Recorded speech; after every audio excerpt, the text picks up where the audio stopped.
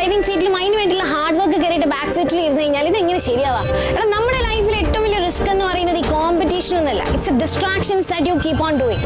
നമ്മൾ ഒരു ആവശ്യമില്ലാണ്ട് സമയം വേസ്റ്റ് ചെയ്യും. ഇന്ന് ചെയ്യാം, നാളെ ചെയ്യാം, മറ്റന്നാൾ ചെയ്യും, ഇതങ്ങനെ പോയിക്കൊണ്ടേയിരിക്കും. നമുക്ക്